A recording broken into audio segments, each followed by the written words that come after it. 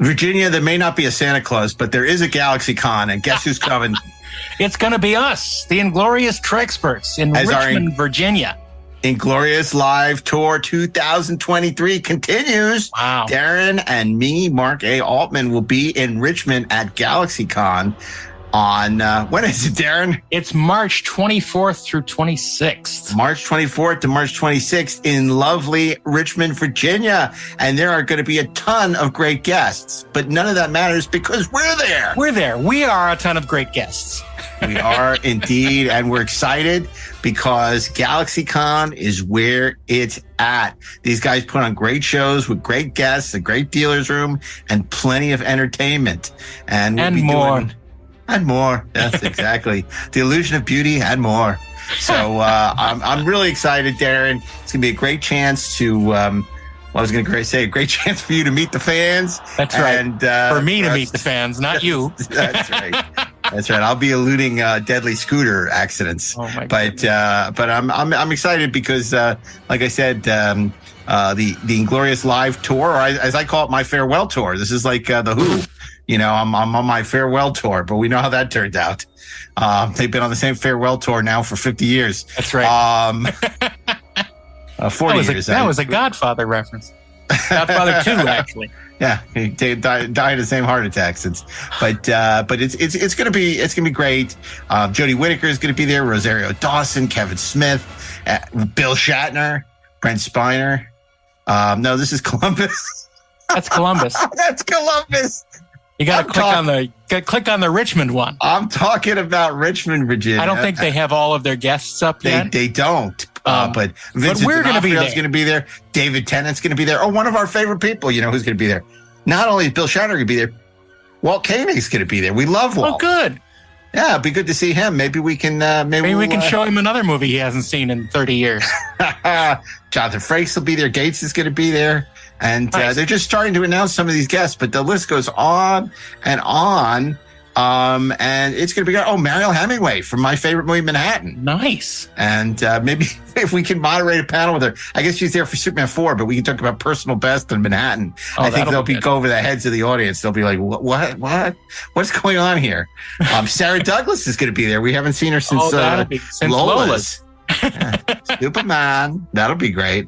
Mark Pillow, Nuclear Man, is going to be there. Nice. And of course, the great Barry Bostwick will be there, star of such great legendary movies as Megaforce. So it's going to be a ton of fun. We're going to be there. We hope you'll be there too. Check out GalaxyCon.com for all the details, and we'll see you in Richmond, Virginia this March. Hey, Darren, have you heard about Treksperts Plus yet? Heard about it. We've done it. What it's are you amazing. Talking about? Of course I've heard about it. It's so cool. You're getting the whole Treksperts experience, but you're also getting a new podcast from us, the Inglorious Treksperts, Deck 78. This is true. It's like hanging with us in the lounge on a starship.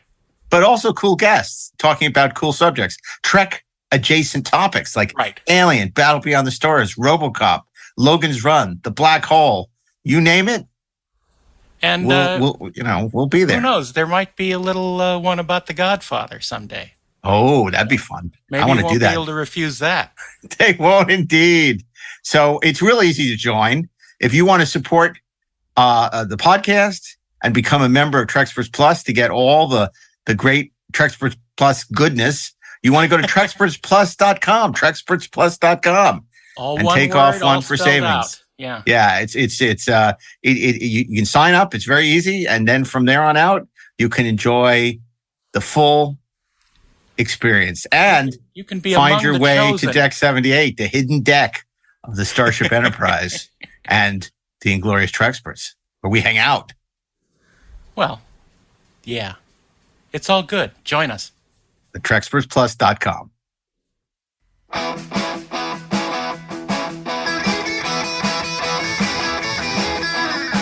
Of all the reindeer, you know you're the mastermind. Run, Rudolph! Randolph ain't too far behind. Run, Rudolph! Santa's gotta make it to town. Santa, make him hurry. Tell him he can take the freeway down.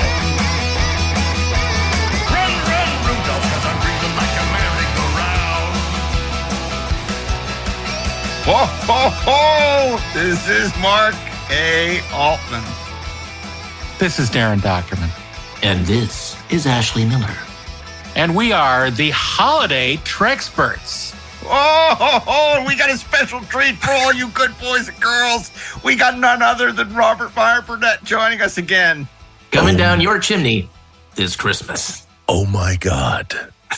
Let me just tell you how excited I am to be with you boys for episode 487 of this countdown.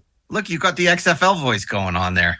No, this is my ASMR Star Trek voice. If Marlena Moreau was in my cabin, this is how I would talk to her. You'd show her your Tantalus field. We know, Rob. You're the captain's woman, and you will be again. I don't know. Beauty on it. You know, there was somebody who, one of our podcast listeners on the Apple podcast who gave us a lovely review, said, you know, it's too much of a boys' club here on the Treksperts. That we should, we should watch those comments.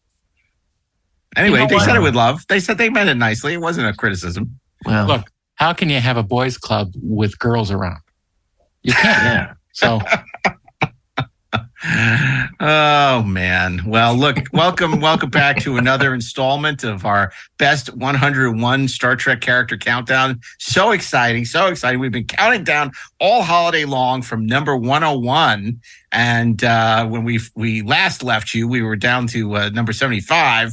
But before we fire the rockets, I want to That's the other show. Yeah, that's the other show. That's Deck 78 for our subscribers. So but before we start, I want to ask you, as this year winds down, we prepare to enter the wild and wacky world of 2023, and we leave the era of Soylent Green. I just want to see what were some of the highlights on sci-fi or just in general television for you this year. What when we leave 2022? What are some of your favorite moments on TV that really resonated for you this last season, Rob? Well, I'd have to say that House of the Dragon was incredibly surprising to me because I couldn't have imagined it would be as good as it was. And I really, really enjoyed it. Of course, Andor was a huge highlight. You know, it's divisive in the Star Wars community, and I understand because, well, I mean, I think that Star Wars ultimately has a lot of fantasy, swashbuckling fantasy sci-fi. Space wizards. And Andor intentionally removed all of that and make it good. Well, yeah, to turn it into something, to turn it into Star Wars, I think it elevated the entire franchise, and it showed the possibilities of what kind of stories. I think, honestly, Star Wars television has been hampered because they thought it could only be one thing. And after seeing the Book of Boba Fett and Obi-Wan this year as well, which were both crushing disappointments, to see Andor in the same year was incredibly refreshing. And it was I think a real graphic illustration of it's really important to understand your franchise and what is it you're trying to do with it. And I think House of the Dragon and Andor both showed how a franchise can be elevated by creators who know what they're doing. Well, Ashley, I'm sure you'd agree with that because, of course, we had high expectations for House of the Dragon. Ryan Condell is a good friend of ours and obviously a guest on both the Inglorious Treksperts and 430 movies. So we were wishing him nothing but the best. But he cleared the bar in a big way, didn't he? Oh, my God. It's like he sailed over the bar, and the bar was on fire. And there were sharks. Dracarys! I mean, holy crap. It's like, I don't want to spoil it. There were so many great moments, but yes, I think the greatest moment in that show is the moment that somebody did not say Dracarys. But yeah, I mean, I have to agree with Rob too about Andor. And I think the thing that goes for both of those shows is it's not just that those creators know what they're doing. It is that they have a very specific and personal take on the material. So they are telling stories that matter to them, and they are not doing karaoke, right? Yeah. Like Boba Fett, right? And Obi-Wan, they're karaoke. There's somebody trying to do a Star Wars imitation, and it just plays false. I mean, there's a whole bunch of other things we could talk about with all that. But the key thing is, I love that description of karaoke. Thank you. And because I mean, that's what it is. It's like they're just sort of trying to be something that they're not, and it's presentational. The other show that I think we have to mention, and to me, it's the comeback story of the last 5 years in terms of shows that were great and then kind of turned to shit and then suddenly came back and they were great. Stranger Things. The first season of that show was amazing. And then it nosedived like rather significantly, especially like in the second season. But this last season was terrific. So the fact that we could have, for me, 3 shows like that in 1 year is insane. And the fact that you had like House of the Dragon and Andor new episodes for a while there coming out at the same time. What a world.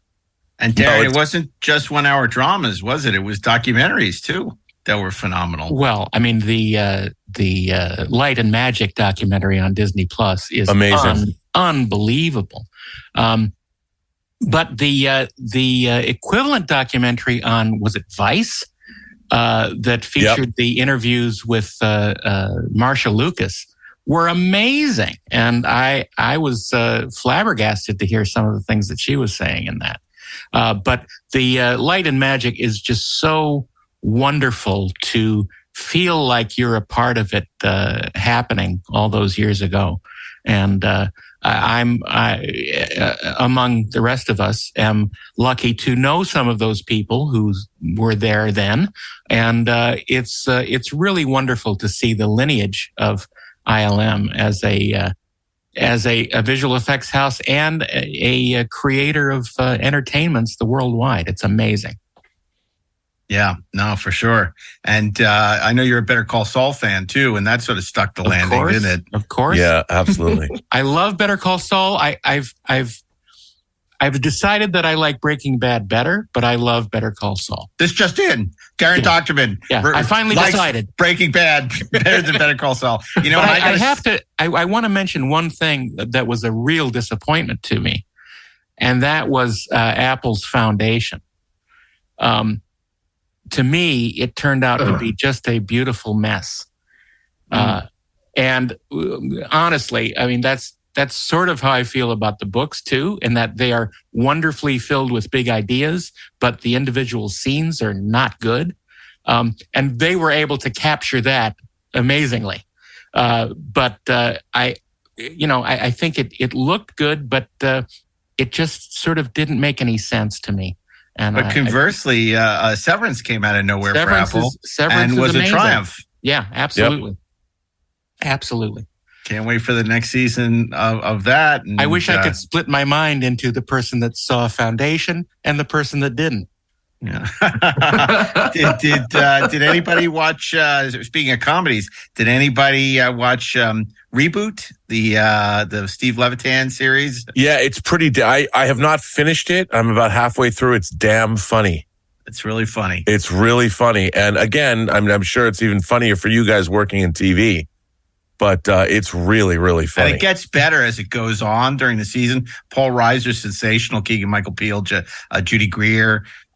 Really great cast. And if you stick with it, it has some really rich rewards, and it has some great millennials versus Gen X, or probably boomers actually, but some really great writers' room stuff that's just super fun. And then if you haven't been watching Nathan Fiedler in The Rehearsal, that show is a real revelation as well. Super, super fun. And of course, Barry with Bill Hader. And I really dug. It's not The Wire, but then Nothing Is. We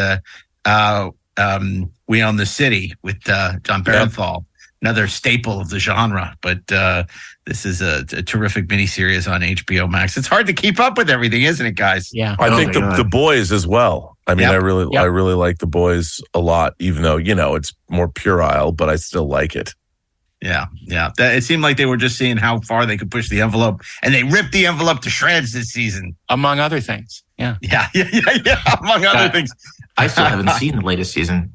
I haven't. Have you been watching season 2 of White Lotus, which when we record this is not concluded? I've watched again. I think I watched 4 episodes of it. Yeah. I prefer season 1, but again, season 2 isn't over yet, so who knows? Yeah. Yeah. I like that show. I have to be in the proper mindset for that tone. Right. It's and I admire the fact that they can create that tone and maintain that tone. Well, Mike White is great. I mean, he's terrific, and he writes it, he directs it. He's a triple threat. I don't know what the third thing is, but he does 2 things. He has a really wonderful singing voice, and he's Mike White Lotus. He's a Mike White Lotus and a survivor. So there you go. But we're here to talk about the 101 greatest Star Trek characters of all time. All time.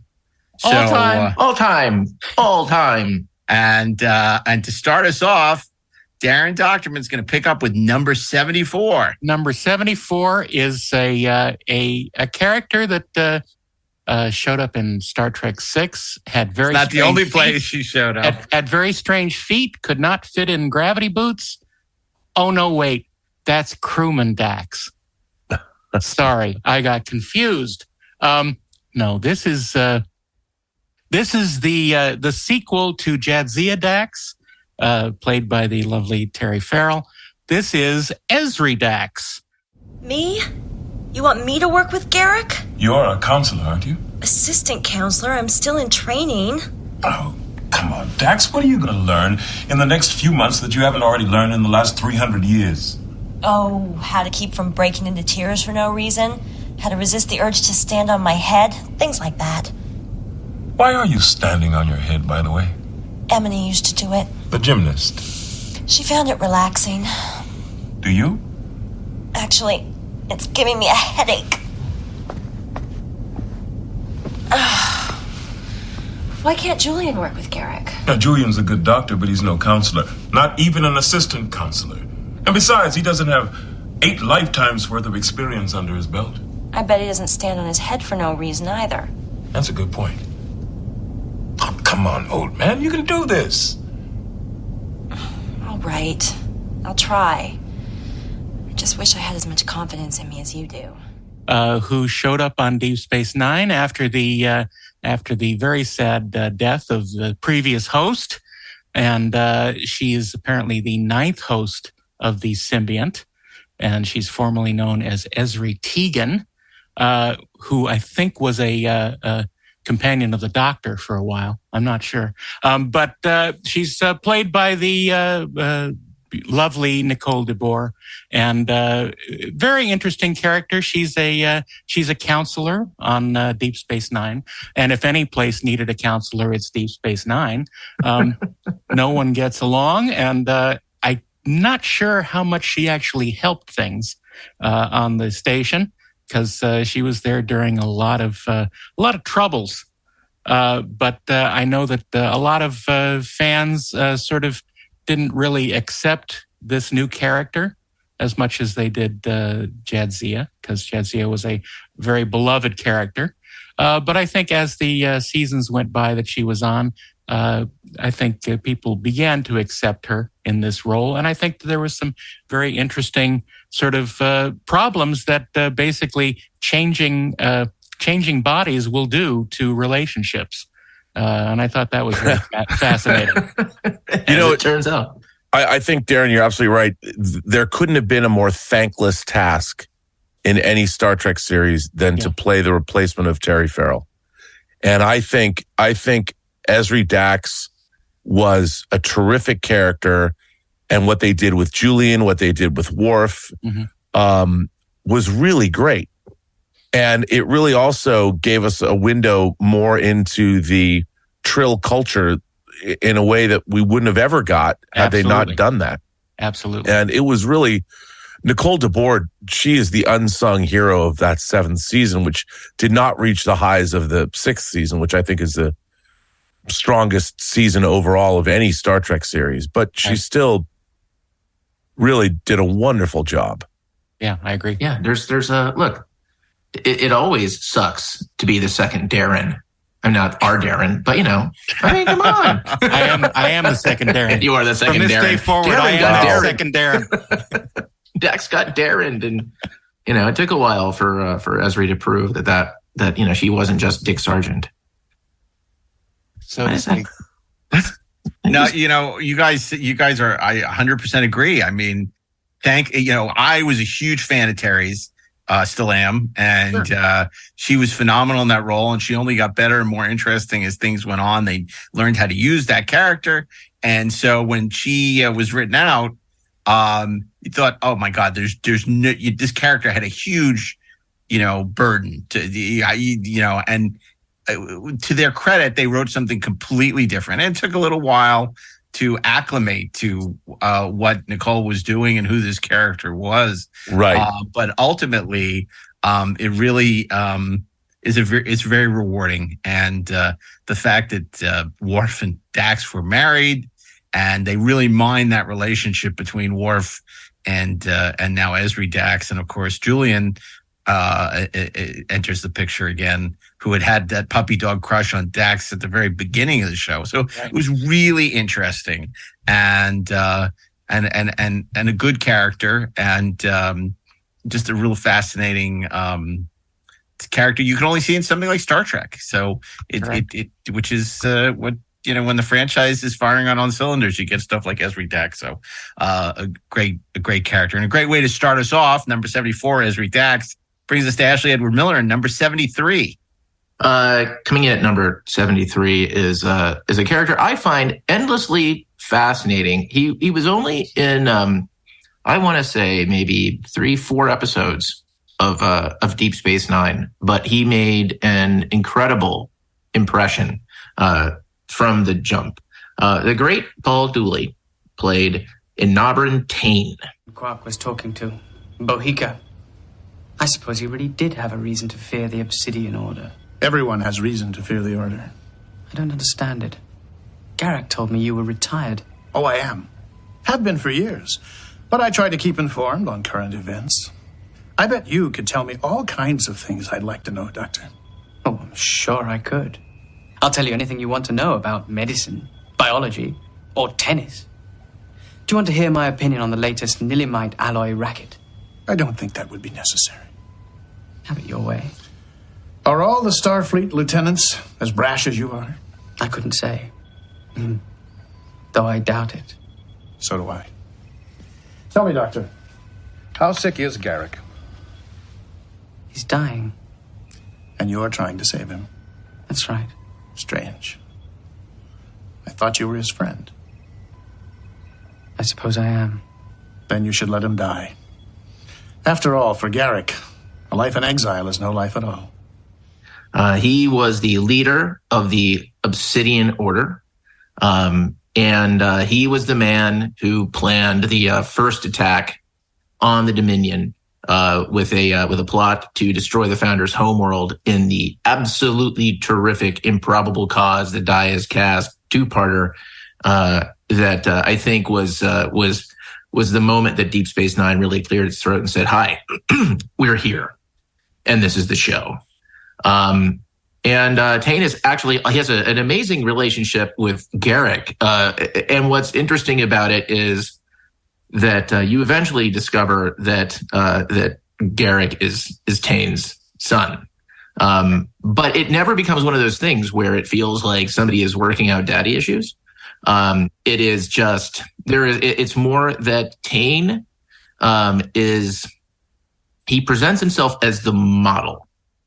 He is the standard against which the Obsidian Order is judged, the standard against which I think Garrick judges himself, but not just judges himself in terms of his accomplishments, but judges himself morally. And we'll talk about Garrick when we get to him. But just terrific performance by Paul Dooley after terrific performance, just absolutely commanding the scenes that he's in. You can't take your eyes off him. He has a wonderful voice.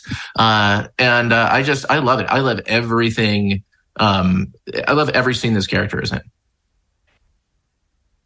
Yeah. Well, great. fine then.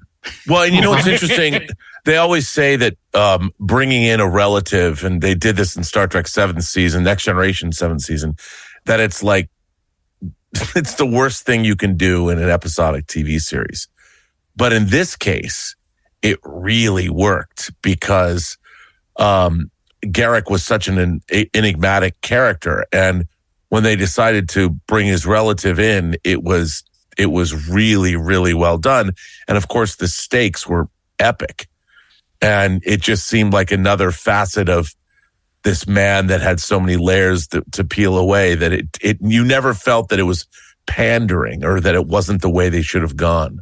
Right. No, and his apparent death in the Diaz cast is handled so well. It's like Shakespearean tragedy when you realize that, holy crap, this guy who we have accepted as, okay, he's the smartest man in the room, no matter what room you're in, right? It's like he's playing like fifth dimensional chess. He's in your head 6 levels down, and he just gets the rug pulled out from underneath him in such a horrifying, tragic way. I can't believe, Rob is right when he points out how many of these relatives we've gone through, even on our list of characters. You're not going to find Paul Sorvino as Worf's brother in Homeward on this list, but his mother. There are a lot of these relatives you're not going to find. Spoiler alert, but Ember Tane is such a great character. Paul Dooley, and it shows his range because at the time I think he was very beloved. Wasn't he doing Seinfeld at the same time or something? And this could not be more different than sort of other roles that we've seen Paul Dooley. He was certainly known for his comedic turn. Yeah, his comedic chops, and there's nothing funny about Tane in Deep Space Nine. Although the name is kind of funny. And anything that gave insight into Garrick, who may or may not show up later on our list, was always fascinating. And that's a great 2-parter, and he's great in it. Yeah, absolutely. Okay, well, that brings us to number 72. Robert Meyer Burnett, tell us what we want. Ooh, I have to say this character is one of my favorite in all of the original series. This comes from an episode that was actually written by Gene Kuhn. And it was part of the latter half of the very first season of the original series.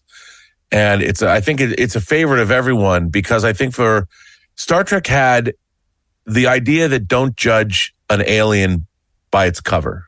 Don't that initial idea, whether it was the salt vampire, whether it was Baylock in Corbomite Maneuver, and the Horda in Devil in the Dark. Mr. Spock, I know it's a terrible personal lowering of the mental barriers, but if there's a chance, I'll try.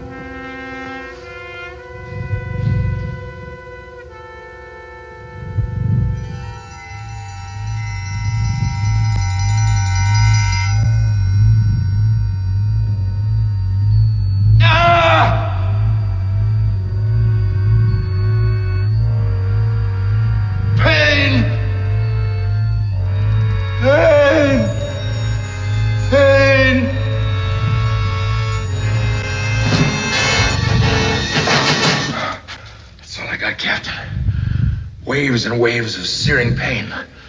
It's in agony.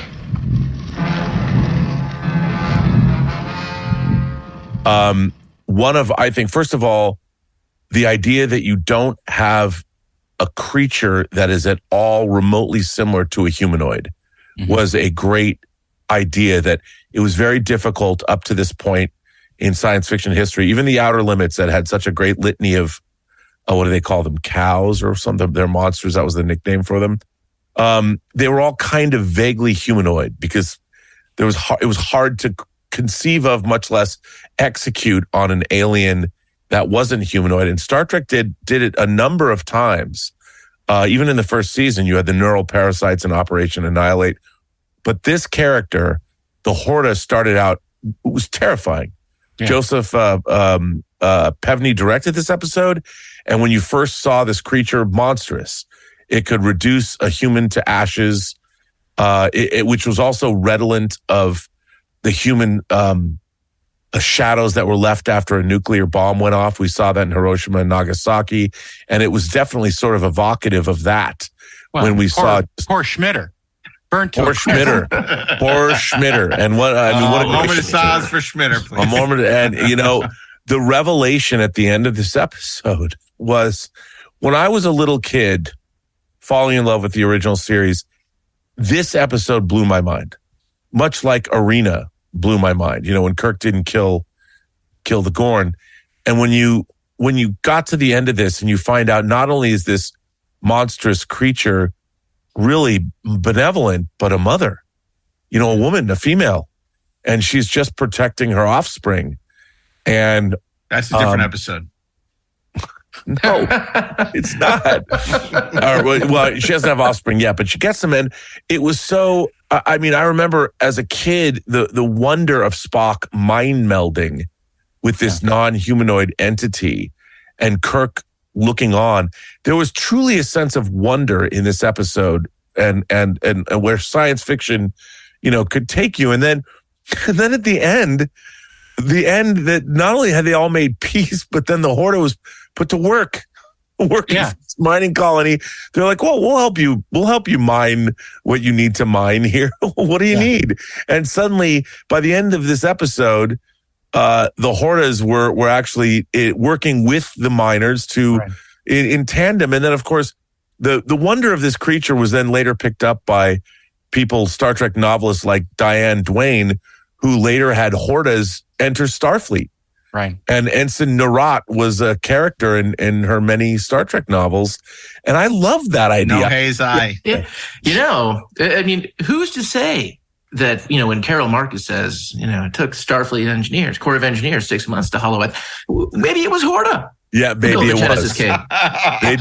They do it faster though. Totally, they would. I think that the story of how this episode was created is equally as amazing, because we have to think about one of the unsung heroes of Star Trek was a guy named Janos Prohaska, and he built the Horta just on his own. And he came to the studio and showed it to Gene Kuhn. And Gene said, "Oh my God, this is amazing. I'm going to write an episode around this." And the weekend passed, and there it was. So it's an amazing story, and we need to hail both Gene Kuhn for an amazing idea, but Janos Prohaska for doing this basically on his own. Yeah. And creating something completely wonderful and alien and worthy of Star Trek. I'm so glad you said that, because I think the story, it speaks to the ingenuity of the original Star Trek. Yeah. It just that he would Prohaska conceived of this incredible creature. He loved making these creatures and trying to impress Gene and Gene. And then for Gene Kuhn to see this walking carpet or rolling carpet and say, I know exactly what to do with this. And then write one of the great Star Trek episodes of all time. Certainly one of the most potent messages of any Star Trek. I mean, it's so much.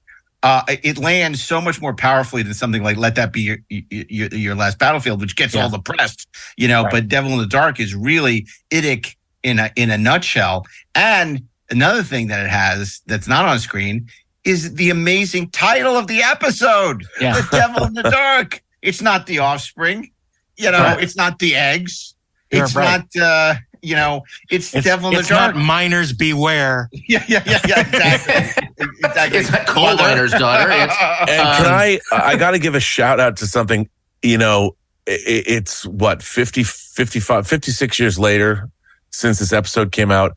One of my very favorite effects in the original series is the Horta's wound after the silicon has been cut off of it. Yeah. And I don't know what they use, like this white pussy, you see I don't know what that is, but to this day, I find that to be totally convincing. Yeah. And every time I see it, I feel bad, and McCoy's got to fix it. Yeah.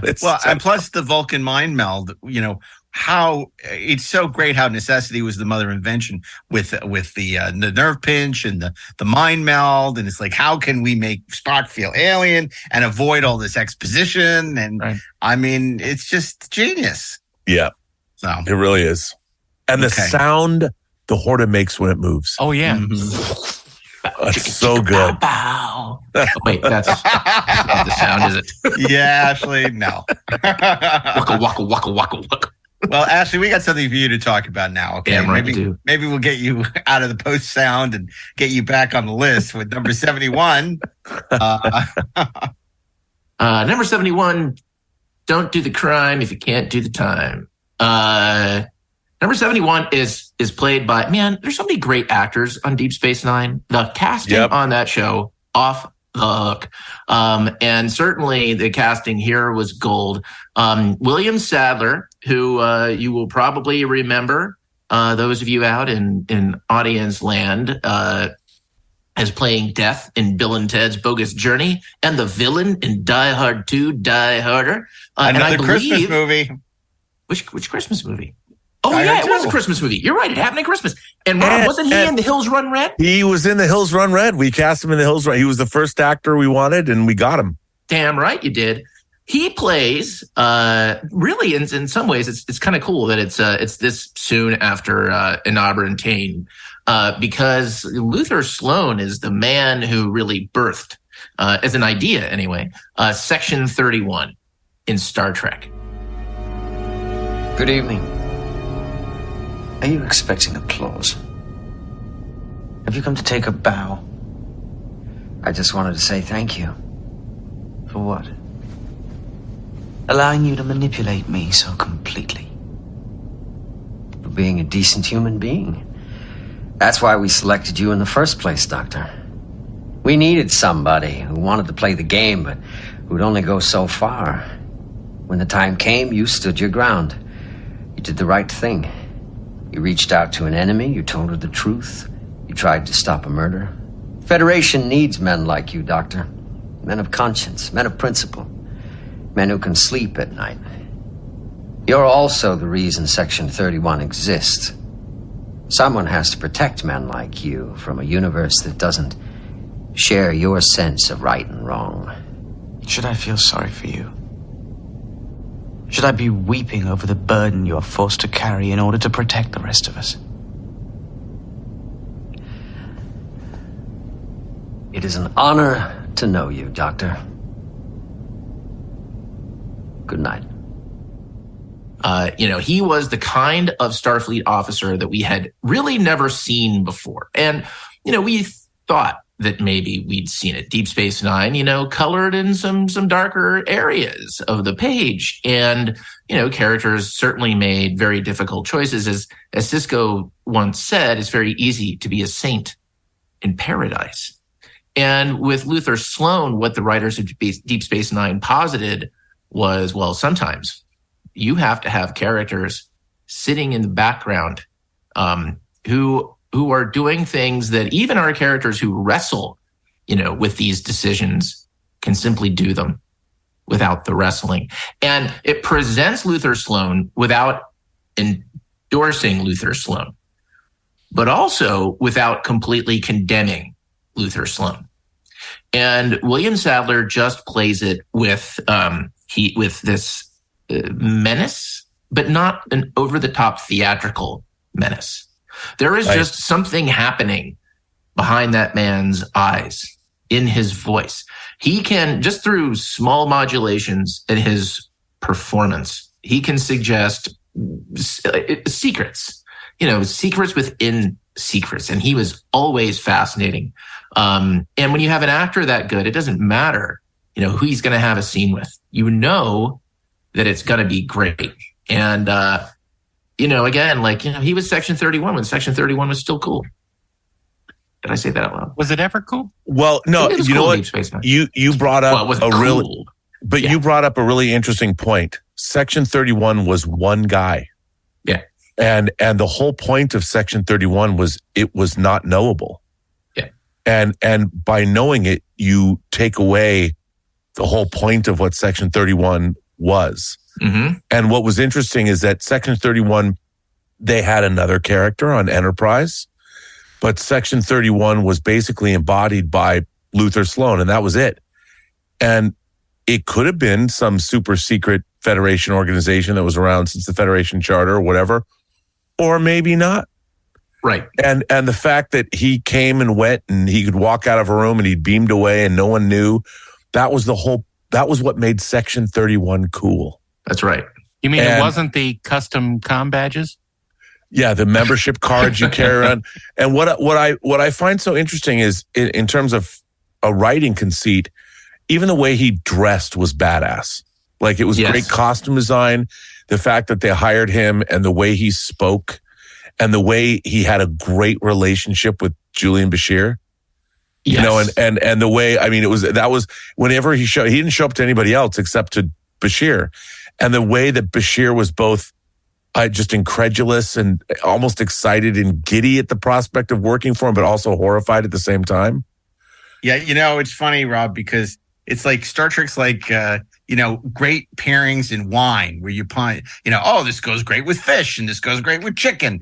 And it was like, there are all these great pairings like Spock and McCoy, which Gene Kuhn got. Then in this, it's Bashir and Sloan. It's like, what a great pairing. You know, just like it was Bashir, and Garrick. But my God, but there's a whole different dynamic and it is phenomenal. It's kind of cool though. Go ahead, Harry.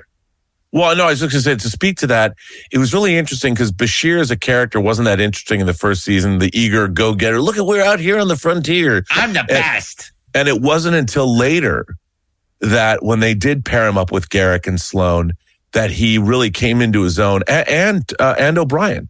Yeah. As a character. And by the end of Deep Space Nine, he's one of the strongest characters on the show. 100%.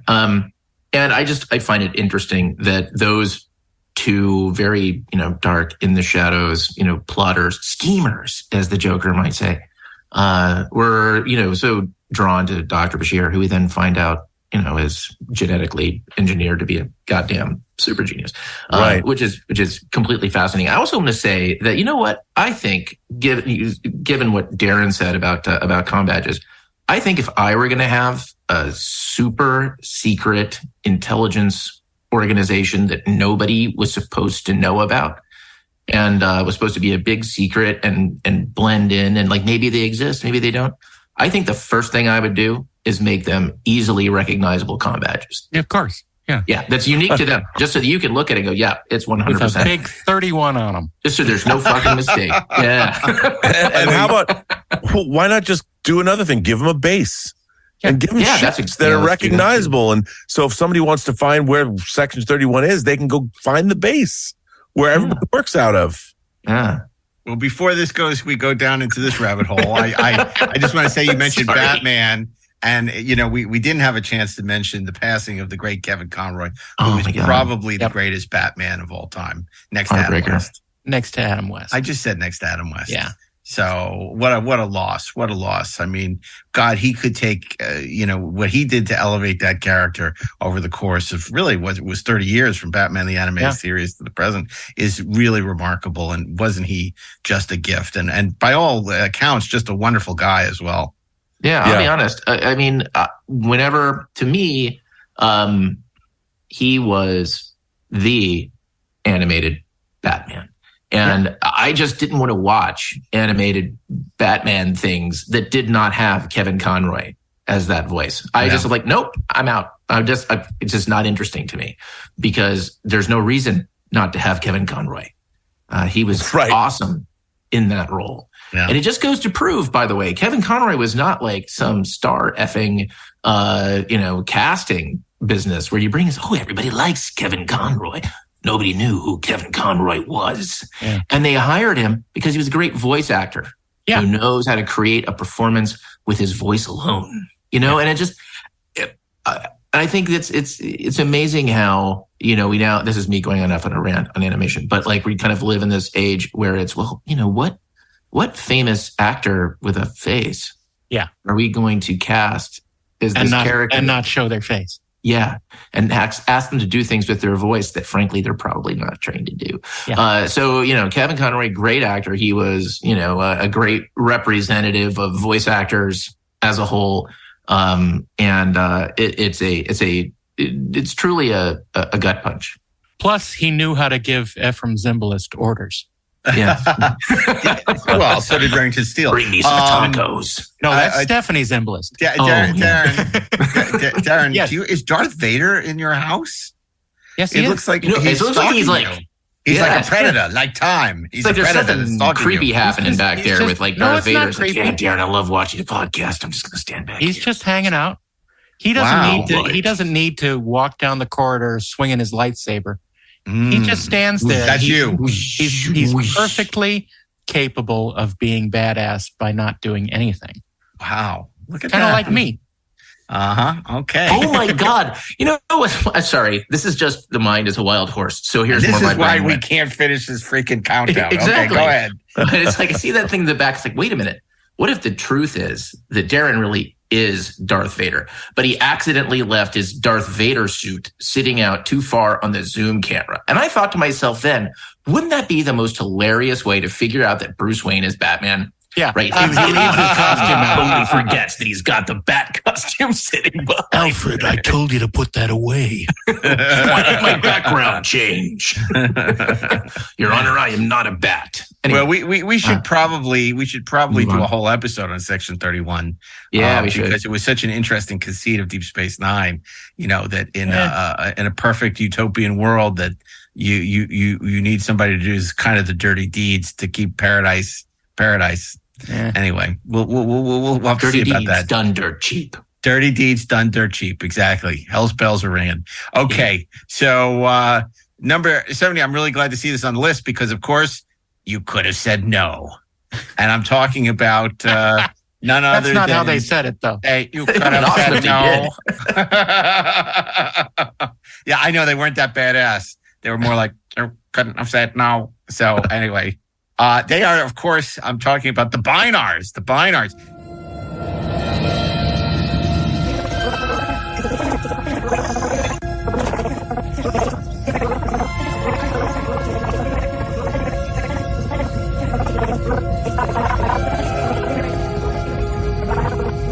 Can I ask you a question about the Bynars? Why not just ask them? What is that high-pitched sound you make? That is our primary language. How can you process information at that speed? We store information with these buffers. We receive information all the time and save it until we need it. How did you happen to develop this ability? It happened over a long period of time. To have a society so intermixed with computers, it has tremendous advantages. And a few disadvantages. Now, this was again, this is very early in the first season. It was like, oh, so the show is going to have some science fiction. Right. Oh, the show might be good. Look at this cool alien conceit that they came up with. That's nothing like the original series. That is like this really neat group of characters that basically are aliens that their consciousness is all in a big mainframe or something. So, and they finish each other's sentences. And sandwiches, I presume, as well. And they are the Bynars, and they're at the center of a delightful episode called 100101010101101. No, it's 110011. Okay, thank you, Rob. We love the Bynars, don't we? They're great. Well, I think you and I are the biggest proponents of this episode. Oh, I love this episode too. Yeah, it's a space doc. I think it should have been called Back in a Minuet. Oh, jeez. Oh, yeah. Well, we'll see if she makes our list. But this was great. It was great to see the way that the characters all dealt with the Bynars because they tended to flummox everyone except Wesley, who seemed to be able to talk to them because he was like a computer guy. He was a dork, yeah, just like them. And but they were, it was great because this is before every alien became like a weird forehead. Like they had like these cool matching costumes and they had the full prosthetic appliance and they really felt alien. They felt alien. I think that was something that was really cool. And again, it was like there were a couple of episodes early in the first season that sort of marked Next Generation's territory and gave you hope that the show would mature into something special. And this was one of them, and there are a couple other terrific episodes that season. We've talked about in other episodes why, first season tends to get a bad rap or is misunderstood. And certainly this is a standout. Not only one of the best episodes of season 1, but perhaps one of the best episodes. Having been watching it recently again on Pluto, I can say that this is also one of the better episodes, of Next Generation. Because, it's funny because unlike the original series where everybody remembers it because there's only 79, everybody remembers every episode sort of intimately who's a fan, right? Next Generation, there's so many episodes, you tend to just remember like Yesterday's Enterprise and Best of Both Worlds and Inner Light, and like the highlight reel. Right. But man, there's some bad episodes. There are some really bad episodes. I mean, I know because I've been watching Pluto. And my wife is fascinated. Every time she comes, she says, like, why? I keep finding you watching Pluto. What is going on here? Like, why you watching in order? I said, no, just because I don't need to make a decision. It's my way. Woman. The Royale is on. Leave me alone. I'm just like, I turn it on and I'm curious. It's like Russian roulette. Like, is it going to be, home soil or is it going to be Yesterday's Enterprise? We don't know. And, and then there's some episodes I don't even remember ever being made, but it's very interesting. It's been very interesting to they're on the ninth planet. There is no ninth planet. Well, this episode also, first of all, it reuses Space Dock from Star Trek 3. Changes the scale. And here we go again. Yeah, no, but Mike Akuda told me when we were doing the documentaries, we had this long conversation about this, and he told me something really interesting. He went to Bob Justman and said, "Look, can't we put a docking clamp on the outside of the station or something to deal with the scale issue?" And Bob Justman told him, "Look, we either reuse this footage, and to be fair, they did a beautiful job inserting the Enterprise D into the footage from Star Trek 3, or we don't have a space station at all." Right. And welcome to television. And for me, it's like as a longtime fan, you have to make allowances. This is like Spock smiling in The Cage, and how in modern Star Trek they turn it into a whole character trait rather than understand it was a production issue that it was gas. But it added to the show, and they added some really cool matte paintings that we wouldn't have gotten when you see crew disembarking into Space Dock. But I also think the use of the holodeck in this episode was terrific because the Binars have to upgrade the holodeck to make it more of a lure to keep both Riker and Picard into the holodeck. And the will now send you notifications. Yeah, now they're in Galaxy Quest. Yeah, the character of Minuet, though, is a tremendous character. Okay, well, who knows? She might show up later, so let's not exhaust. No, but I mean, but the idea of what the holodeck could be, and you understood overall what it meant to have a holodeck on the Enterprise and what could you use it for, and not just sexual things. Yeah, well, but the idea that you could truly be engaged. I mean, Riker was actually engaged. He was. It was very interesting. I won't get into that, but very interesting. No, well, Rob, we got a real treat for you because if the Binars were something that you loved, we got something even more exciting for you. Not only an episode you loved, but it's at number 69. How perfect for you! It is. It's none other than one of your other most beloved episodes, featuring a phenomenal character that we both love. Yeah, it's funny. The way I love 11001001 is the way I love this episode from the third season of Next Generation, The Survivors, an episode that never makes anyone's top 10 list except ours in Sci-Fi Universe. This episode is I think a phenomenal episode, again, where not everything is what it seems. Don't judge. I saw it again on Pluto, and it held up. It really holds up. There's great location work in this episode. It's got the great one. It begins the idea of Worf as a straight man delivering funny lines. Good tea, nice house, good tea. But it also presents one of the most compelling alien characters in Star Trek, and that's, of course, Kevin Uxbridge. I saw her broken body. I went insane. My hatred exploded, and in an instant of grief, I destroyed the Hustak. Why did you try to hide this from all of us? Was it out of guilt for not helping Rishon and the others when they were alive? No. You don't understand the scope of my crime. I didn't kill just one Husnak or 100 or 1,000. I killed them all. All Husnak. Everywhere. Played by veteran actor John Anderson, who had over a 40-year career. He was in movies, but mostly he was a character actor on TV. Mm-hmm. And he was on so many different shows. He was on the Odyssey of Flight 44 or something in Twilight Zone. Right. The one where they fly back with he's a pilot of a commercial jet that ends up flying back to the dinosaurs. Yeah. 65 million years ago. But the idea of this episode ultimately, John Anderson, like other Star Trek characters before him, like Flint, is basically an immortal. He's been traveling around the universe for thousands of years, disguising himself and entering populations and living a life and learning about people. And he disguised himself as a human male and fell in love with a woman and had a life with her. And they joined this colony, and the colony was completely wiped out by this alien race, the Husnak. And he decided to live there.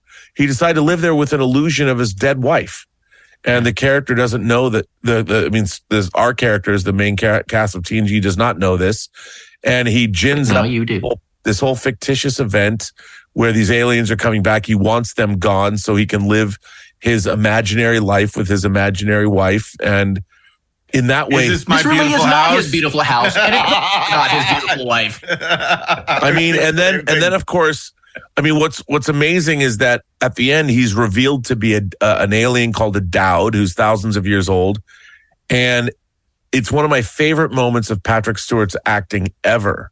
You could not understand the scope of my crime. Yeah, he says this great quote. He says, when you find out that the Husnak killed these people, Kevin Uxbridge he's as powerful as the Organians. He's as powerful as any race we've ever met in Star Trek. He says, I didn't kill just one Husnak or 100 or 1,000. I killed them all Husnak, everywhere. He committed genocide against the race. They're not even on Memory Alpha. They're gone. Yeah, they are gone. Yeah. And what Patrick Stewart is looking at him, and you see in his face, we don't. He can't even comprehend the scope of his crime. He's 100% more effective than Thanos. He really is. That sounds like goes like on his ad. Right. But and it's funny because John Anderson played Jonathan Frakes' father in North and South. That's right. And this fight is all we have left. No, wait, Jonathan Frakes told me that John Anderson told him that breakfast was the most important meal of the day because you stoke up the furnace. And as an actor, you need that furnace burning to do your job, which I thought was a cool thing. But I love, again, a great science fiction conceit with John Anderson, and what a wonderful performance. Yeah. And I love this episode. You and I, Mark, when we first met, love it. We bonded over this episode. That not you and the bonding, not the bonding, but not the bonding. Episode. No, that's I just like the fact that there's a strange alien named Kevin. Yeah. Well, I have a friend named Kevin who's kind of a we've always loved this episode. I will defend it. It holds up. It's better than ever. It looks great. Location work. It's not a little bottle show. The whole thing where he's torturing Troy with the song in her head is creepy. And it's really a terrific episode. Yeah, there's nothing to defend. And it's so good. And I love it so much that I actually sat down with my writing staff on Dota, and we sat down together. We watched it. And the reason why we watched it was I wanted them to understand three things. Number one, how to convey a mystery with an answer that is just that huge and make it land emotionally from the point of view of a character. Number two, to get a sense of a character who is capable of doing something like what Kevin Uxbridge did on that scale, right, and how he feels about it. And then number 3, to get an example of other characters who are our stand-ins, trying to think about and contend with the unthinkable and make sense of it. It is so good. It is so emotional. Those performances are so great. That final scene between Picard and Uxbridge is just, it's one of the great all-time scenes in Star Trek. Because Patrick and John Anderson are so great together in that scene. Totally. And I mean, it's 2 titanic actors just going at it and not screaming, and just really subtle and great. And it's just terrific. It's just terrific. So we love it. We love that episode. Always will. And if you haven't watched it, you should absolutely check it out. Check it out. And speaking of checking things out, let's check out number 68 right now with Daren Dochterman. Back in the days when they had no idea what they were going to do with Star Trek after the original series, and they were planning on, is it going to be a movie? Is it going to be a movie of the week? Is it going to be a series? When it was a series that was referred to as Star Trek Phase 2, even though I think the official title was just Star Trek 2, they came up with this new character called Lieutenant Ilea. Transporter personnel reports the navigator, Lieutenant Ilea. She's already aboard and en route to the bridge, sir. She's Delton, Captain. Hello, Ilea. Decker. I was stationed on the lieutenant's home planet some years ago. I'm sorry. That you left Delta for? Or that you didn't even say goodbye? If I had seen you again, would you have been able to say it? No. Or as William Shatner says, Lieutenant Ilea. And Lieutenant Ilea was sort of a new type of character because she was more human than human. She was very, very emotional, was in touch with her feelings, and very almost an empath from the episode of the same name. She was from the planet Delta 4, and she was completely bald. And Gene Roddenberry got a great kick out of this because he, maybe it was a fantasy of his. I don't know. But she was bald, and it's strange that the Deltans are so in touch with their sexuality that they express it in many wondrous and different ways. And apparently, some of the backstory that Gene Roddenberry had for the Deltans was that if other species were to engage with, let's just say, intercourse with them, that it would completely overwhelm their psyche. It would quite literally blow your mind. Yeah, and ruin them forever. That may be a good way to go, but we see her appear in Star Trek The Motion Picture, and she makes it clear that her oath of celibacy is on record, so she's not going to wreck any crewmen. It does, interestingly enough, bring up the question of what was Decker and Ilea's relationship like? Was he sort of just in the friend zone and didn't get to play the reindeer games? Because I think if he had, he wouldn't be in the situation to be able to captain a starship anymore. Well, clearly that friend zone, it must be good. It's a safe space. Yeah. It's a safe space. It's okay. But you don't want the Romulans to violate the friend zone. Well, the Romulans do a lot of things that we may not agree with. They finally hooked up thanks to V'ger. That's correct. So Ilea was an interesting character. In fact, she probably would have made a good ship's counselor.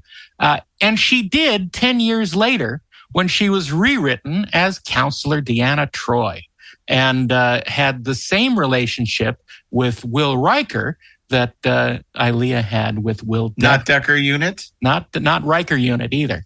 But apparently Deanna and Riker had a closer relationship than Decker and Ilea did, because he was awarded the title Imzadi, which means let's just say it's more than a friends. It's interesting how this pair is so closely related to Ilea and Decker. They almost had exactly the same scene from Star Trek: The Motion Picture in Encounter at Farpoint. That you left Delta 4 or you didn't even say goodbye, something like that. And Troy and Riker go through the same thing. Yeah, Roddenberry was green before any of us. He was recycling lines and dialogue and characters. I just want to make sure it doesn't go to waste. But use it. It's interesting. I think, obviously they had a lot more opportunity to enrich the Deanna Troi character and give her at least 3 more things about her character during the show. She liked chocolate. Good. Maybe Ilea did. We don't know. She can't fly starships. Ilea didn't have enough time to enjoy chocolate in the motion picture. So, I don't think that's a good thing. But yeah, and thank you, Ashley. She can't fly a starship worth a damn. Which I find kind of sexist, and I think that Ron and Brannon have a lot to answer for in that aspect. But I find it interesting the duality of Ilea and Troi. But one last thing, that in the script for Star Trek: The Motion Picture, earlier drafts, the probe version of Ilea is called Tasha. So, in a sense, she is both Deanna Troi and Tasha Yar. Wow. Marcus, I'm just just sort of seeing there's data quotes. There's all kinds of things. I'm just going through the whole list. I'm like, none of this is appropriate. You shall have no vaccine and no Tasha Yar. Okay. That's there what you the go. Pfizer CEO said. We were cheating a little with number 68. We had Ilea and Troi, but legitimate. And Ilea and Troi. We had them both. And so did Kirk. So no, I love you, but I hate you. But I think the idea of having a counselor on board was really interesting, and yet they never really dealt with it in any meaningful way. The fact that there was someone that people could go to who were having in a couple episodes, but it was only for the guest stars. It wasn't for the main crew. Because that's what happens when you've got when you posit, especially at the outset, when you posit a bunch of characters who don't have any fucking problems. Right. And no flaws. Yeah. They have no flaws. They have no dysfunction. So what do they do all day? They do nothing. And it's a perfect world of total pleasure. There's just one catch. And you can't say, oh, well, she does diplomacy. Well, no, she doesn't, because you got Patrick Stewart right there, and he does diplomacy. It doesn't matter what your org chart says. And he memorizes goofy words. And I think part of the reason that Troi isn't higher on this list is because they really couldn't figure out how to use this character for a long time. Yeah. And it's only towards the end you see her in Face of the Enemy and some of these other episodes where oh, okay, that's how we'll use her. But it was really late in the game. I mean, Troi was not one of the more interesting characters, despite the spirited performance by Marina Sirtis. Correct. Mm-hmm. Yeah. Okay, so number 67, Rob. This is a character that's been played by at least 5 different people in the history of Star Trek. That's true. But I don't care about anyone except one of them. To be honest, maybe 2. Majel. Maybe 2. Yeah, that was in yesteryear. She's been in alternate universes. She's been animated. She's been in modern Star Trek. She's been in Stranger Things. Universe, it's all that stuff. But anyway, once again, obviously bringing relatives into shows usually is one of the things that signifies their death knell, but not back in the 1960s because it hadn't happened as many times as it's happened since then. But it was actually the opposite. It was like, oh my God, it's a relative. Yes. Wow. In the very famous second season Star Trek episode, Journey to Babel, the character of Amanda Grayson. I do not understand the question. What is it, Spock? I do not understand the question, Mother. Well, you're half human. The computer knows that. The question is irrelevant. Spock, the retraining of your mind has been in the Vulcan way, so you may not understand feelings. But as my son, you have them. They will surface. As you wish, since you deem them of value. But I cannot wait here to find them. Why? Where must you go? I must go to Earth to offer testimony. You do this for friendship. I do it because I was there. Spock, does the good of the many outweigh the good of the one? I would accept that as an axiom. Well, then you stand here alive because of a mistake made by your flawed, feeling human friends. They have sacrificed their futures because they believed that the good of the one, you, was more important to them. Humans make illogical decisions. They do indeed. Spock's human mother shows up. Now, we had heard about her before.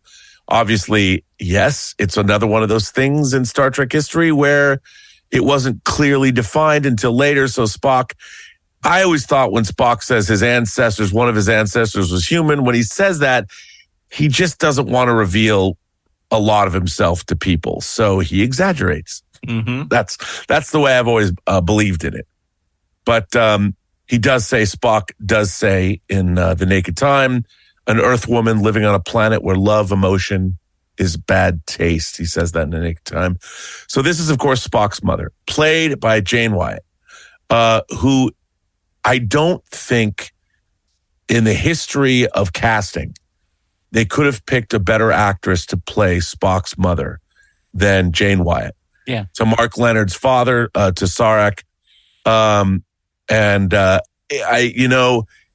If a Vulcan had to have a human mother, I can't imagine a better woman to be your mom than Amanda Grayson. Oh, Mr. Cotter, I got a note. From Epstein's mother. Please excuse Scott. Please excuse Spock from class today. Signed, Spock's mother. I mean, a teacher, look, she was a wonderful choice to play this. She had a sense of humor. She had poise, grace, beauty. She was just delightful. And she was Nancy Hedford's mom. Oh, that's right. Oh, that's right. That is correct. But yes, I love this character. I loved her when I first saw her as a kid. And, we didn't see her again until the animated series Yesteryear that she was voiced by, of course, Majel Barrett's Roddenberry. And then, she was played by our favorite Winona Ryder. Yeah. In Star Trek 09, and she was played again by Mia Kirshner in Discovery. She keeps coming back. And then, of course... you keep coming back. Yeah, Cynthia Blaze played her in Flashback, but she's just a wonderful character, and she's the mom you want to have, especially if you're a conflicted half Vulcan, half human child. Well, I want to read you. This is from TV Guide, November 20th, 1936. This description of Journey to Babel. Jane Wyatt portrays Mr. Spock's human mother in an episode that examines the Vulcan's family relationship, 60 minutes. It's like, that's just the worst description. Yeah, it's accurate, but it could not make Journey to Babel sound less interesting.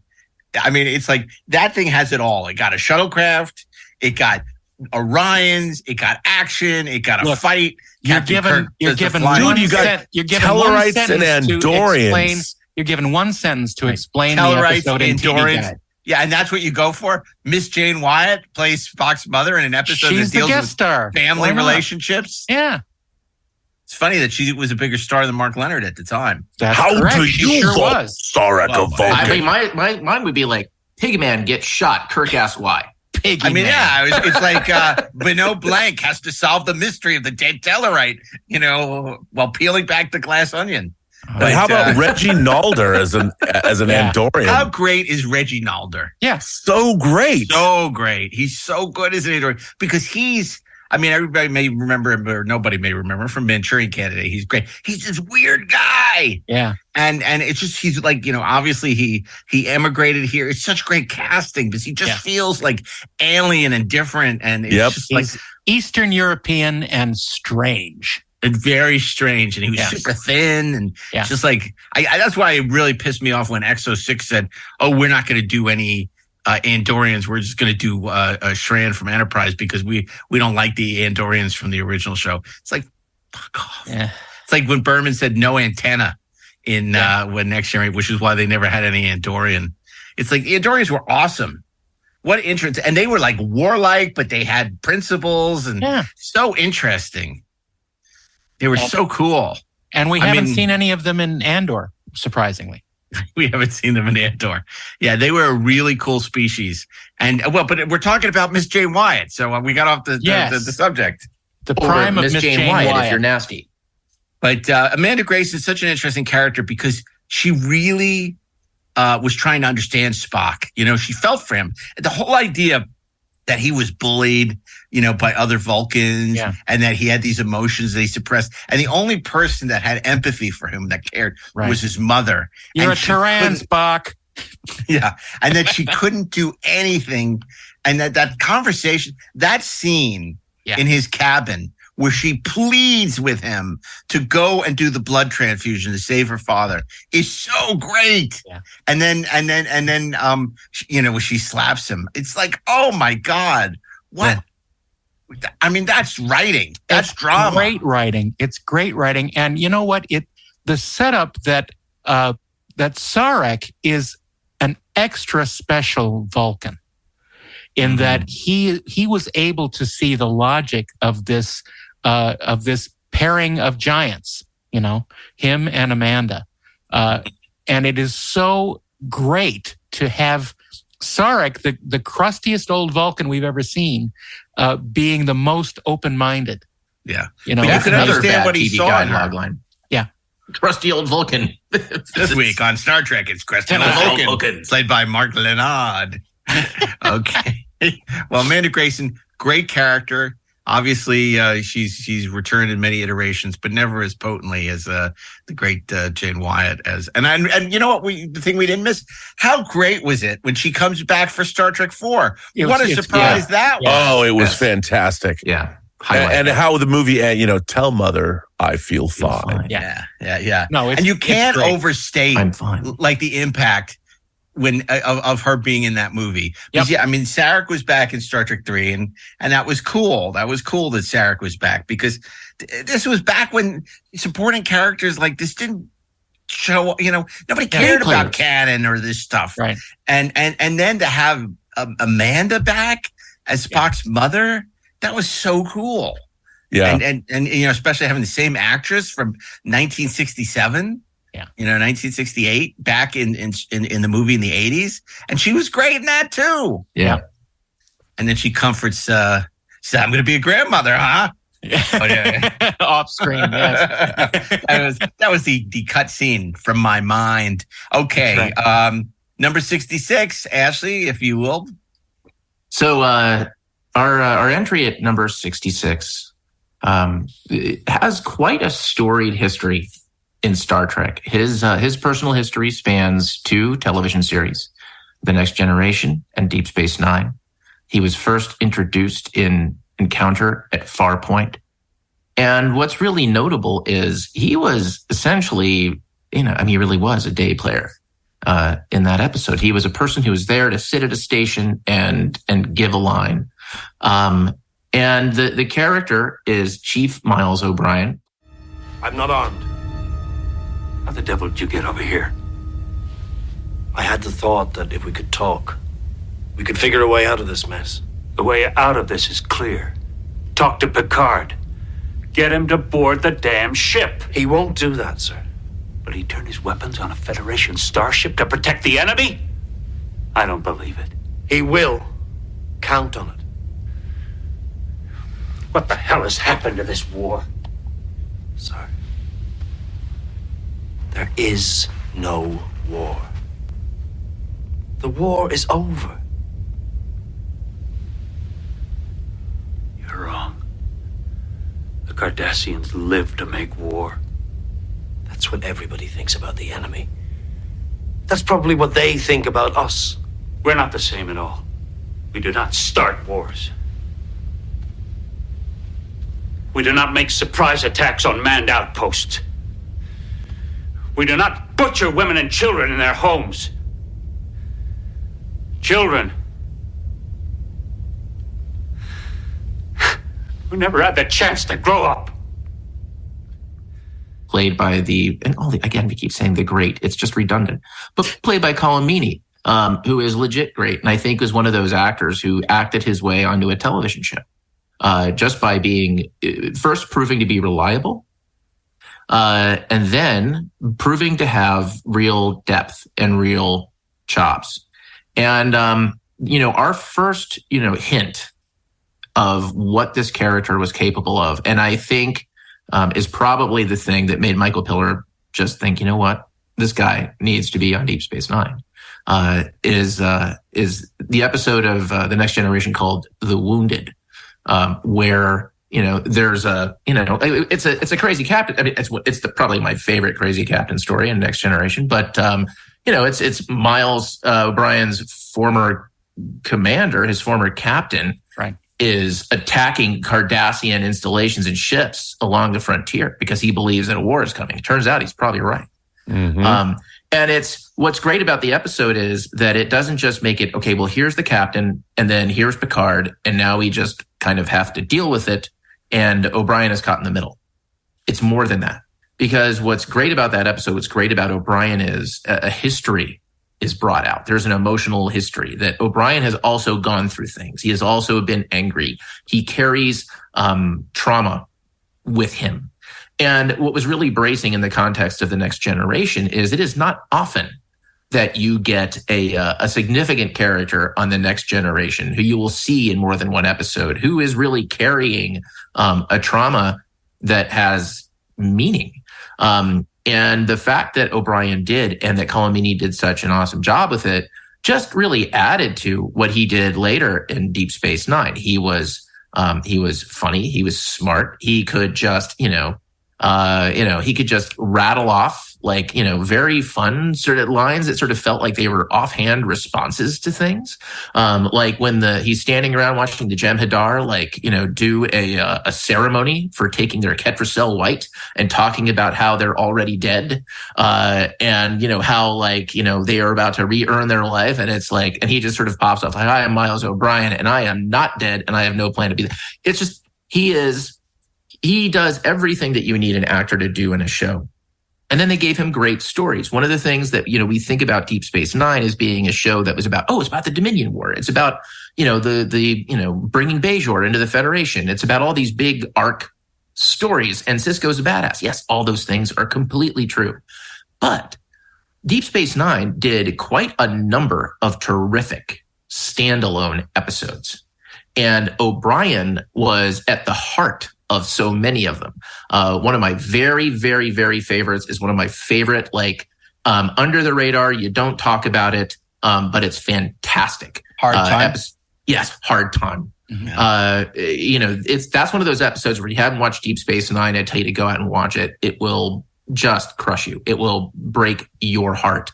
And how O'Brien plays a man who is stuck in prison for 20 years. And the relationship that he develops with his cellmate, the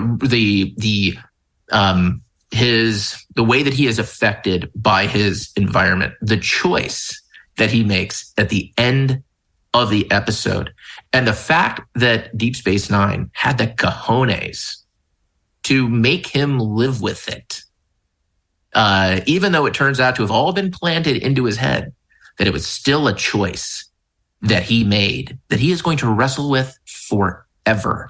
And it's heartbreaking.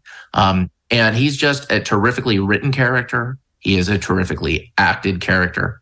And I think like they even on like Lower Decks, I think they made some reference to O'Brien at some point. I mean, he's just one of those guys. It's like he never fails. There's never a bad O'Brien moment. Yeah, it's so funny because he was the everyman, right? Yep. And Star Trek never really had an everyman character. And it's funny because, I really like a lot of those Deep Space Nines that he's in, like where he goes undercover in the Orion Syndicate. It's not like the greatest episode, but like it's so different. And, you never see a guy like O'Brien at the center of an episode like that. It was interesting because I don't like to admit I'm wrong, as my wife will tell you. And I remember Rick Berman used to tell me all the time, interview him for when I was covering this back in the day. He said, "Oh, our secret weapon is Colm Meaney," and I always was like, "That guy." I was like, "He's so dull, it's just not very interesting." And then The Wounded happened, and Data's Day happened, and Layer Cake happened, and all these great movies with it, and it's like, oh yeah, he is pretty awesome.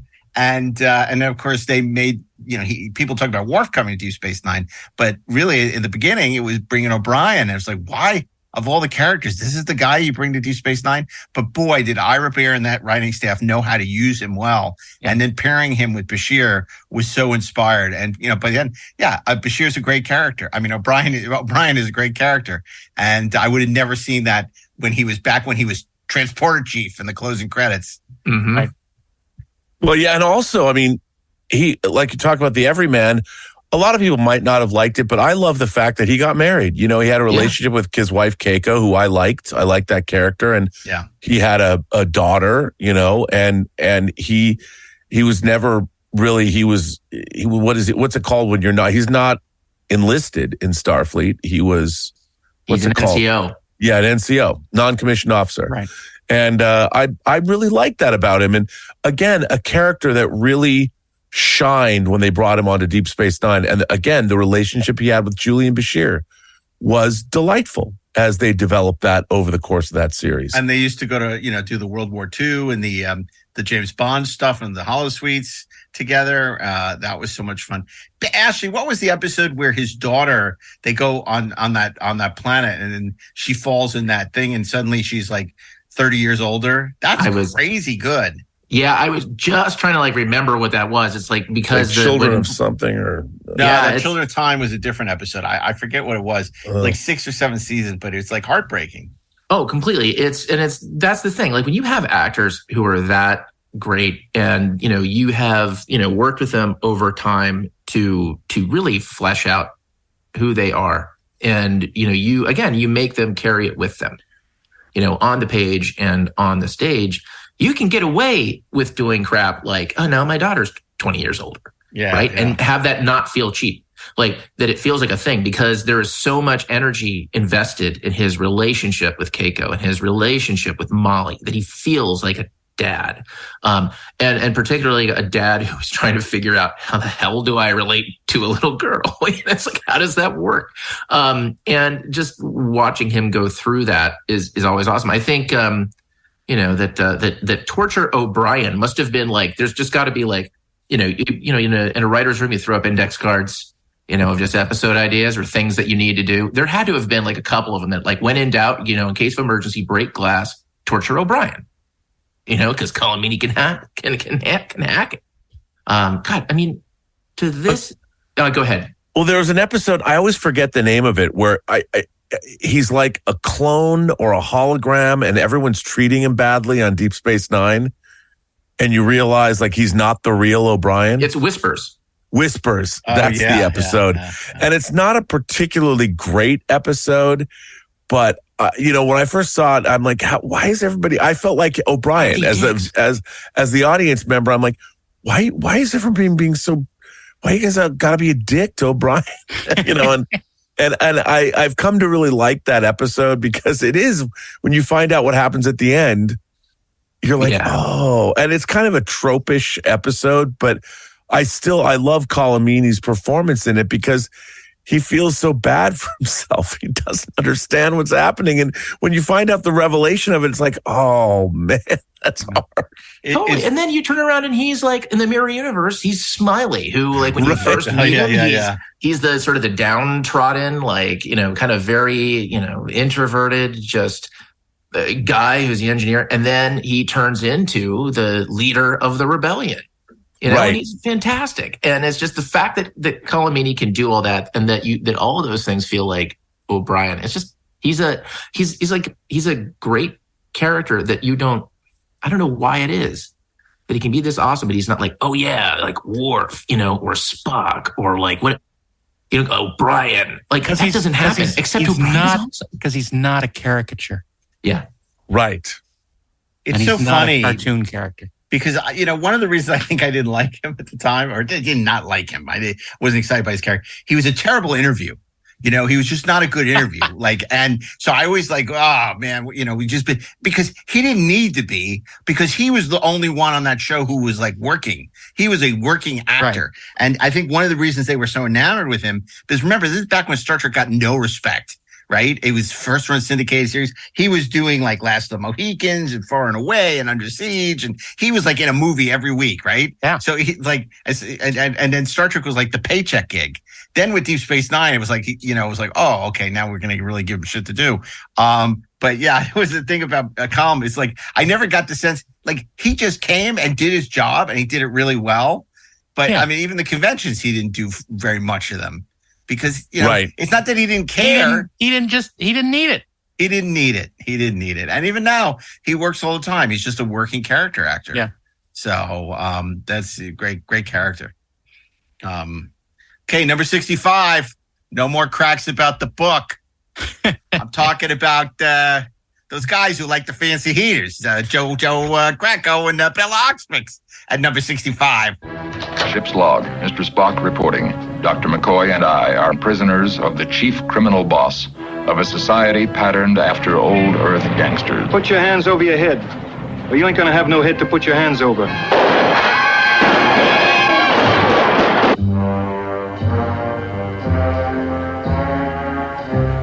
You want to live, don't you, Kirk? You bet you do. But after I get through with you... I don't have those tools by then. I'm gonna call up your ship and have them pick you up in a box.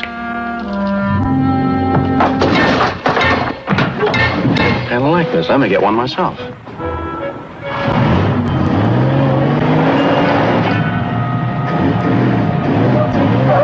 Daddy! Wait a moment. What have they done? What have they done to you? What have you done? Okay, Pally, we're going for a ride. Someday they're going to want a piece of our podcast. But, man, I love this freaking piece of the action. And, it was so fun to have the Enterprise, Kirk and Spock suddenly find themselves in a cross between a Jimmy Cagney gangster movie and, it's a little White Heat and a little Caesar, and it's all in there. It's just the love of they're in a Warner Brothers gangster movie. Yeah. And, it's so much fun, and he's so funny. It's not just the situation they're in. The writing is so sharp in that episode. Yeah. And the performances, you can just tell that Bill and Leonard are having a ton of fun. And you have these great character actors in Vic Tayback and Anthony Caruso who are up to the task. They are also having an amazing time playing these gangsters who are just completely befuddled by Kirk and Spock and the contamination of the horizon from 100 years ago. And it's kind of a miracle script because it doesn't make fun of our characters to make them look silly. Right. Our characters don't look silly. They're just in a silly situation. And I believe it's very called different thing from they're a very different thing from Star Trek 4. Yeah. Okay. Fair enough. I mean, in a way, it is Star Trek 4 because they're completely out of their element. It Absolutely. also uses the Paramount backlot well. Right. They're back on that Paramount backlot, that same street that they've used 1,000 times on Star Trek. But they do a nice job creating Sigma Iosha 2, where everybody apparently carries firearms. Dun, dun, dun, dun, dun. I love that. I just love it. That's an episode I loved as a kid. I was always delighted when it came on. And I still love it. And I still think it's hysterical. And that Fizbin, but we're talking about JoJo, not Piece the Action. We're talking about Kracko and Bella Oxmix. And there are a whole bunch of bosses. And Teppo and yeah, the rest of them. It sounds like a Christmas song. And then there's, like Rudolph, and there's Teppo. And there's a lot of bosses. But Bella Oxmix, though, Mark, he just looked cool. Yeah. He exuded cool. I mean, Jojo Kracko kind of looked the way he was. He was a thug. He was a thug. He was a clod. Yeah. But Bella, first of all, Bella Oxmix is one of the greatest names in Star Trek history. Yes. I mean, the Bella, you just Oxmix. I mean, it's like, it's so great. And his voice, everything, the way he was dressed, the fact he wore glasses. Yeah. I mean, he was, again, and I'll tell you something. I know it's like, how do you save money by shooting on the back lot? What can we do to figure out some conceit to make the back lot work for us again? We did it in Miri. Let's go do it in a Piece of the Action. It works better here. Yeah, it works better here. But what I love about it is that is this idea that a civilization is so imitative, that they were so enamored of Chicago mobs of the 20s, they decided that this was the book, that of all the things they could have done, and I know that the Horizon brought it, but that's the contamination you're looking for, Rob. I know. It was just, even as a kid, like you, I love this episode because it also has one of my favorite Spock moments ever. You are an excellent starship commander. Yeah. And I just missed the scene where Kirk gives the teamwork speech, and then he beats that crewman to death with a bat. That was crazy. But Rob, as great as that thing is, you're an excellent starship commander. I totally agree. I think equally as good is when he's being all cocky with McCoy and says, "We fit this," and the Enterprise should answer. And then it's a bang bang, the smallest little handgun in the world. Oh no, it's so, everything about it is great. But I love Bella Oxmix. Yeah, he's great. I just love that guy. As a matter of fact, it really I was kind of hoping, there was a lot of talk about Quentin Tarantino's Star Trek. Right. And if they went back to Sigma Iosha, and the idea of they're going to come after us for a piece of our action. Yeah. I'm like, if Quentin Tarantino was actually going to do that, that would have been awesome. Because it would have been, would it have been later? Like, how would they have done that? I don't know. But I would love to have seen that. The casting possibilities of Jojo Kracko and Bella. Oh my God. It would have been so interesting. If nothing else, it would have been interesting and compelling. But I got to say, it would have been so Harvey Keitel. In a show in which everyone's talking about how Kirk's always seducing the women, this is an episode where Oxmix is seducing Kirk. Not romantically, but he wants something from him. And it's so great where he's throwing everything and come play pool, have a drink, this woman, it's just like, he just wants these fancy heaters.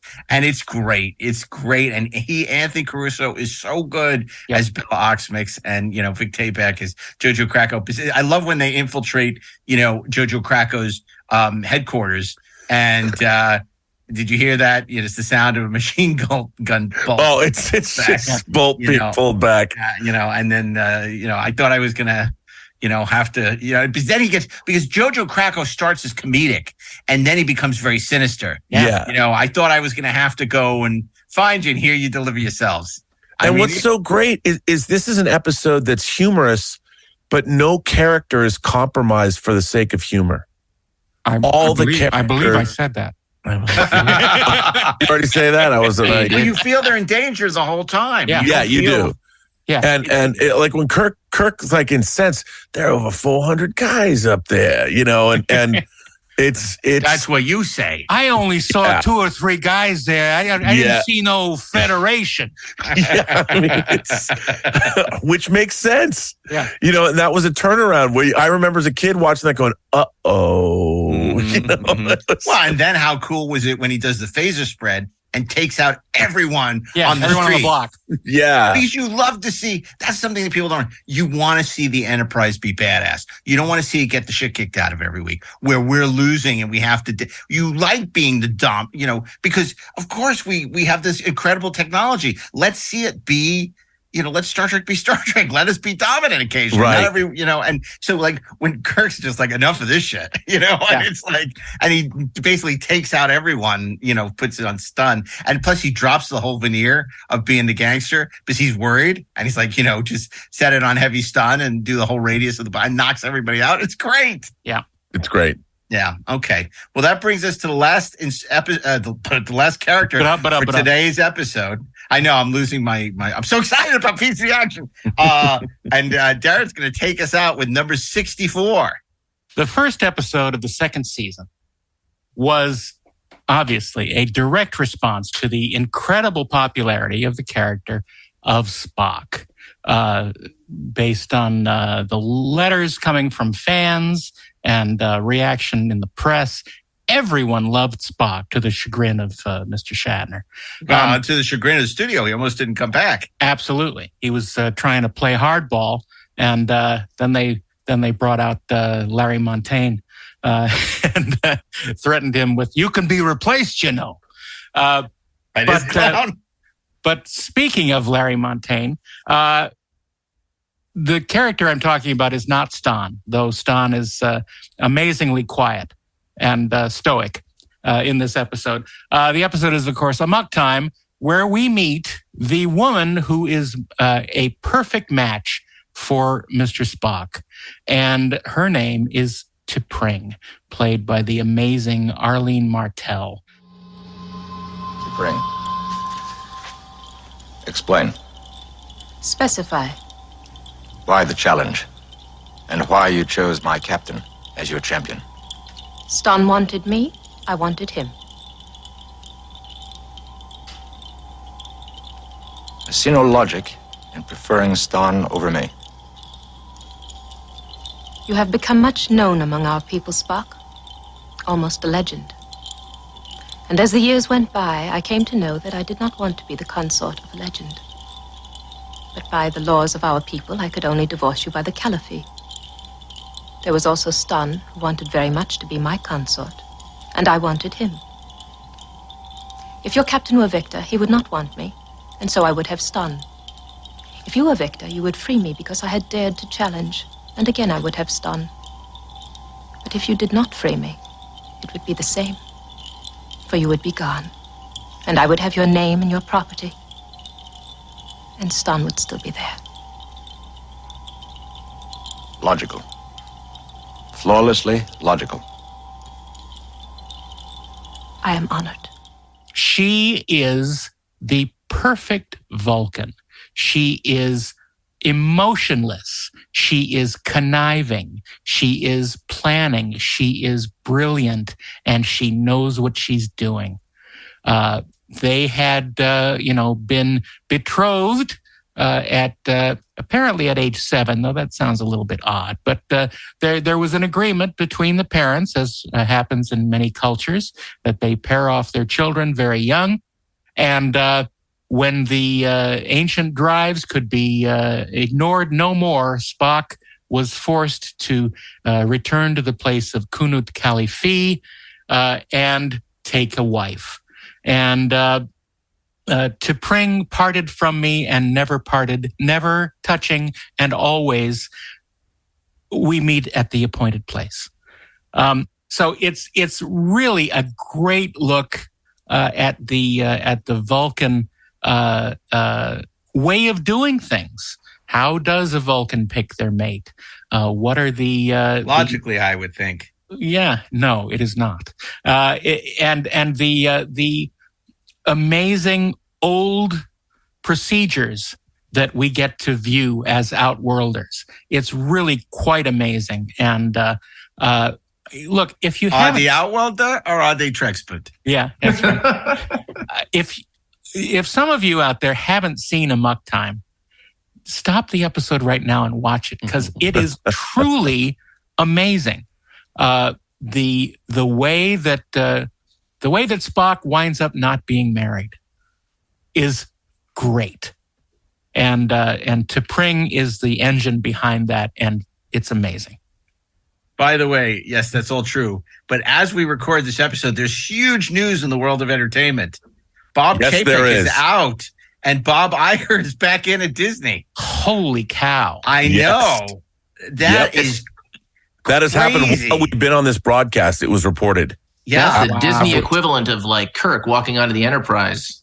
Totally. Taking command. I mean, he had retired. I mean, he was taking over the center seat. You don't know Disney a tenth as well as I do. I mean, it's incredible. I mean, it's literally Star Trek: The Motion Picture. Like, Bob Iger basically went to Admiral Nagura and the revered Except Admiral in this case, Bob Iger is Admiral Nagura. I think the Disney board went to Bob Iger and said, and begged how much will it take? They begged for help. 400 of them. Yeah, I can only imagine. I think probably we'll find out that he got one of the biggest compensation packages of any executive in American history. How much they're paying him to come back? I can't. And how much they had to pay Chapek to leave. Probably a bunch of fast contracts. Oh, they won't do that. Well, however many millions of dollars he was getting, well, that was what the fast pass costs anyway. So, wow, so this is huge news in the world of entertainment. Huge. By the way, I do want to say one thing, though, about T'Pring. Yes. Arlene Martell, in all of her Vulcanness, was smoking hot. Yep. And the thing is, not to be, I mean, her cunning, her logic, and her brilliance. Her brilliance. She outmaneuvered Spock. Yeah, she was smarter than Spock. Smarter than Spock, and even Spock he reluctantly, begrudgingly realizes the beauty. I mean, I think he admires her in her greatness. And then there's Stan. She doesn't want to be the consort of a legend. Yeah. Yes. And but she was, what was so interesting to me is I also thought, I mean, Star Trek, all the women I ever had celebrity crushes on in my young life were all on Star Trek. Nichelle Nichols was the first. But T'Pring was her looks. And I recognized her. She'd been in Twilight Zone before that. Sure. And she'd been in other TV shows. But the way that, again, we talked about people who can play Vulcans. And in Celia Lofsky and Arlene Martell, Arlene Martell might be the greatest portrayal. She got it, man. Yep. She totally got it. And it is hard to play a Vulcan, as we've seen from God knows how many awful Vulcan performances. But man, Arlene Martell, and if there's anybody who's better than Arlene Martell, it might have been, and she's not on this list. So I want to give her a shout out, Celia Lofsky as T'Pau, who's sensational. And I think the only reason she's not on this list is a much smaller role. Yeah, the air is the air. What could be done? I mean, it was. I mean, that episode in terms of cementing Vulcan, that Amok Time and Journey to Babel are such huge. But she just, I can't sing her praises enough. I was actually lucky back in like 93, 94 when I was the director of development for director Robin Armstrong. I got to work with her a little bit, Arlene Martell, and she was a delightful woman. She was so elegant and so poised, and I had a mad crush on her, to be honest. Even though she was like, could be my mother or grandmother. I loved her. No, she was T'Pring, and I do want to acknowledge, regardless of what you think of Strange New Worlds and the way that they've written T'Pring, that Gia Sandhu from Mysterious Benedict Society is actually pretty good as T'Pring on the new Star Trek. I agree, but she shouldn't be there. Yeah, she's great, and that show doesn't. Her character and Spock's relationship, again, because they don't know Star Trek, they should have been Leela Kalomi, as we've talked about. Absolutely. Yeah. But I do want to acknowledge that the actress gives a wonderful performance. She's great. Agree. Yeah. Okay, and that brings us to the end of part 3 of our best 101 Star Trek character countdown of all time, and it has been a hoot. And I bet there are some more surprises coming in part 4. Hopefully, I'm excited. Surprise! Yeah, surprise! And I just can't hide it. I'm loving this list. I got to say, it's really great surprises. Some really interesting characters, beloved characters, and I think that will continue to surprise, delight, and infuriate you as we continue with the next episode, part 4, coming soon to this very podcast. And speaking of this podcast, if you want to follow us, you can, assuming Twitter is still in existence, you can follow us on Inglorious Trek or Instagram at Inglorious Treksperts, on Mastodon at Inglorious Treks. I don't know what that means, but I'm going to say it anyway. And of course, there's no way Facebook, you can type in Inglorious Treksperts on Mastodon and find us. So just get that out of your mind. No, it sounds like and of course, you can rate us 5 stars wherever you listen to podcasts. We appreciate it. It's a great way to get other people to come to the show. And if you're a fan of us talking about non-Star Trek related subjects, you want to get Deck 78, and you can do that by going to trekspertsplus.com and finding out how to become a subscriber to Treksperts Plus. And Bob Iger is going to be taking that over as well. So no, we can't afford him. But anyway, I want to thank all of you, and I want to thank the great Mark Rivera. Mark Rivera is back mixing it up for us, and we're so grateful to have him. He's been such a loyal and a valued part of the Treksperts family, and we're thrilled to have Mark Rivera back on the team. He's an important voice in the New Order, second only to my own. And gentlemen, I look forward to seeing you as we record our next episode. But until next time, on behalf of Robert Meyer Burnett, Ashley Edward Miller, Darren Doctorman, and me, Mark A. Altman, keep on trekking, ingloriously, of course.